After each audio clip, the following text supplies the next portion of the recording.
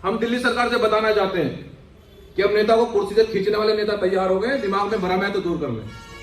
बिल्कुल नहीं, बहुजन समाज का उत्पीड़ित किसी भी रूप में बर्दाश्त नहीं किया जाएगा। अगर अब दलित गटर में मरेगा 302 का मुकदमा उस अधिकारी पर भी लिखा जाएगा जो वहां के नगर पार्षद, नगर निगम के लोग होंगे और वहां के जो नेता होंगे, सब पर मुकदमा दर्ज होगा। ये पूर्व कैबिनेट मंत्री राजेंद्र पाल जी और हमारे दलित एक्टिविस्ट भाई कुश अंबेडकर जी, यहां सभी लोग मिलकर हम लोग लड़ाई को लड़ेंगे। हम जितने भी दलित, पिछड़े, अल्पसंख्यक आदिवासी दिल्ली में रहते हैं, हम खुद उनकी बस्तियों में जाएंगे, सभी मोहल्लों में, नगरों में जाएंगे। हम बताएंगे कि चोरों से सावधान रहना है, किसी भी रूप में केजरीवाल की पार्टी को वोट नहीं देना है, ना बीजेपी को वोट देना है। यहां संविधान के मानने वाले लोगों को हमारा बहुजन आंदोलन परिवर्तन करेगा। ये दलित कब तक बोझ उठाएगा? क्या दलितों के लिए अभिशाप बन चुका है कि दलित गटर में मरेगा? ये दिल्ली सरकार ने क्या तमाशा बना रखा है? आखिर वो किसका बेवकूफ बना रहे हैं? ये बड़ा सवाल है। उसके बाद में 2013 में स्वच्छ अभियान अधिनियम 2013 बना। उसमें ये लागू हुआ कि अब जहां सरकार को ये लगे कि ये यहां गटर में बड़ा हादसा हो सकता है, वहां सफाई कर्मचारी को गटर में नहीं उतारा जाएगा। उसके बावजूद भी गटर में मरने वालों की संख्या नहीं रुकी है। सर, ये बहुजन समाज का क्या तमाशा बना रखा है दिल्ली सरकार ने? सर, क्या हम लोग मरने के लिए पैदा हुए हैं? ये संविधान में कहां लिखा है सर कि एक व्यक्ति मजदूर परिवार में पैदा होगा और वो मजदूरी मरेगा? ये संविधान में कहां लिखा है? और जिस प्रकार से दिल्ली सरकार के द्वारा यहां जितने भी लोग गटर में मरे, केजरीवाल सरकार ने कितनों को मुआवजा दिया, कितने लोगों को उन्होंने न्याय दिया, पुलिस अधिकारियों को बचाने के लिए सारे सबूत मिटा दिए गए, जिससे कि क्या उनके नेता बोलने वाले नहीं है? हम दिल्ली सरकार से बताना चाहते हैं कि अब नेता को कुर्सी से खींचने वाले नेता तैयार हो गए, दिमाग में भ्रम है तो दूर कर लें। बिल्कुल नहीं, बहुजन समाज का उत्पीड़ित किसी भी रूप में बर्दाश्त नहीं किया जाएगा। अगर अब दलित गटर में मरेगा 302 का मुकदमा उस अधिकारी पर भी लिखा जाएगा जो वहां के नगर पार्षद, नगर निगम के लोग होंगे और वहां के जो नेता होंगे, सब पर मुकदमा दर्ज होगा। ये भीम आर्मी जय हिंद संगठन का कार्यकर्ता आपसे वादा कर रहा है।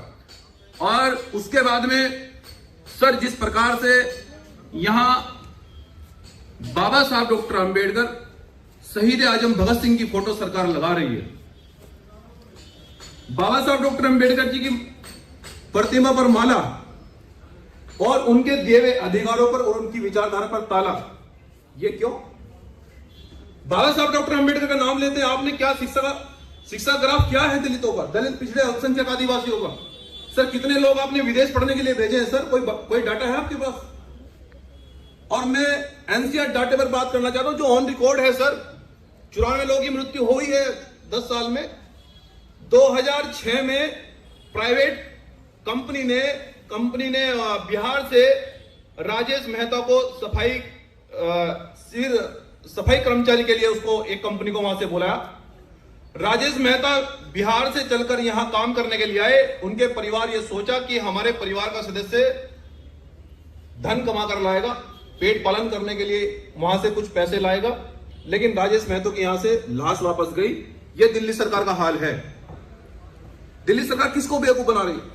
और अगर हम शिक्षा की बात करें, शिक्षा का ग्राफ किस प्रकार से यहां पर सभी यूनिवर्सिटियों में, सभी विद्यालयों में सर आर्टिकल 15 को कहीं भी लागू नहीं किया गया। सर, क्यों किस प्रकार से आप बेवकूफ बना रहे हैं? सर, ये क्या तमाशा आपने बना रखा है शिक्षा का? और कितने सभी विभागों में रिजर्वेशन आपने दिया। लोकतंत्र के चारों स्तंभों में दिल्ली सरकार ने कितना रिजर्वेशन दिया? सर, क्या कौन सा आपके पास डाटा है? हम दिल्ली सरकार से पूछना चाहते हैं और यहां अपने बहुजन समाज से बताने के लिए आया एक जिम्मेदार व्यक्ति कि मंजीत सिंह नौटियाल यहां बहुजनों को बेवकूफ नहीं बनने देंगे। हमारे साथी माननीय पूर्व कैबिनेट मंत्री राजेंद्र पाल जी और हमारे दलित एक्टिविस्ट भाई कुश अंबेडकर जी, यहां सभी लोग मिलकर हम लोग लड़ाई को लड़ेंगे। हम जितने भी दलित, पिछड़े, अल्पसंख्यक आदिवासी दिल्ली में रहते हैं, हम खुद उनकी बस्तियों में जाएंगे, सभी मोहल्लों में, नगरों में जाएंगे। हम बताएंगे कि चोरों से सावधान रहना है, किसी भी रूप में केजरीवाल की पार्टी को वोट नहीं देना है, ना बीजेपी को वोट देना है। यहां संविधान के मानने वाले लोगों को हमारा बहुजन आंदोलन परिवर्तन करेगा। किसी भी रूप में संविधान पर घात करने वाले लोगों को, हमारे लोगों को गटर में मारने वाले लोगों को हम किसी परिस्थिति में अब की बार नहीं जीतने देंगे। मेरा यहां की जनता से, बहुजन समाज से आपका भाई अपील कर रहा है कि हमने आपकी लड़ाई को हमेशा से मजबूती से लड़ा है, कभी आपको फेक नहीं दिखाई। मैं आपसे फिर से वादा कर रहा हूं कि इस लड़ाई को मजबूती से लड़ा जाएगा। लेकिन बाबा साहब डॉक्टर अंबेडकर ने यह कहा था कि वोट की चोट से आप देश में परिवर्तन कर सकते हैं सर। चुनाव जब हो तो आपको जागे रहना होगा। माननीय साहब काशीराम जी ने भी कहा कि वोट के समय आपको बहुत